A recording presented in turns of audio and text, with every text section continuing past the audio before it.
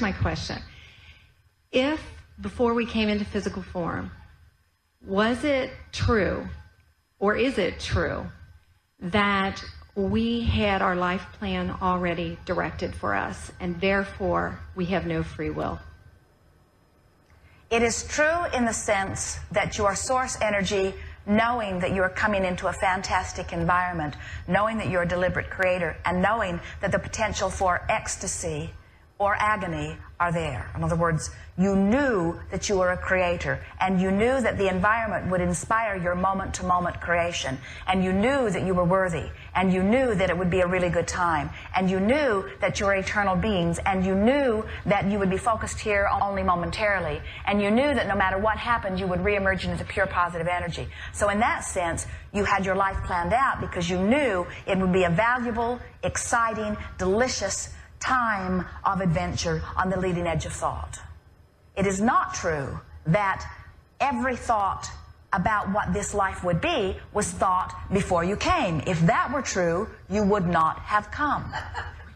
You came forth to let the contrast inspire the new thought, because this is a universe that is attraction-based.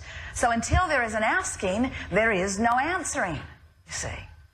So you said, from your non-physical God state, I will go forth into this environment, and I, the perspective that is me, will be inspired to new desire that will call forth new life experience.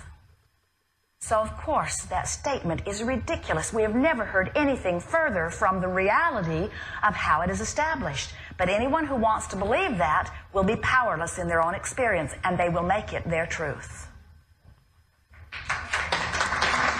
Good. And that's how I was feeling, but I was like really rejecting this, and yet...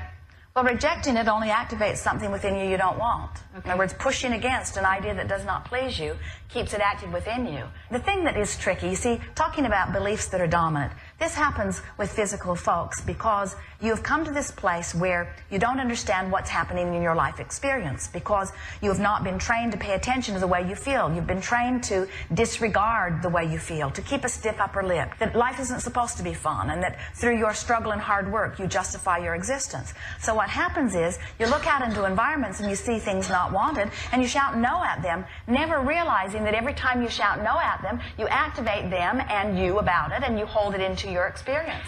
And so then, over time, as you feel no control in your experience, then you start trying to explain why you've got no control in your experience. And you assign it to someone else. So you give God all of the credit for what's happening or not happening. That's why God is such a schizophrenic in man's eyes.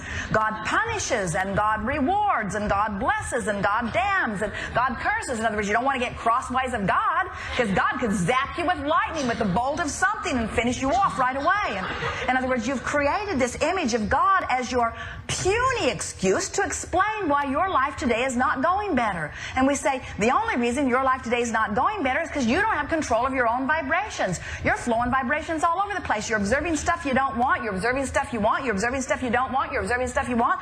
And you're looking all over the place, activating it all over the place. You're like a cork on a raging sea, and you say, oh, I don't have any control of my life. Somebody else must have control of my life.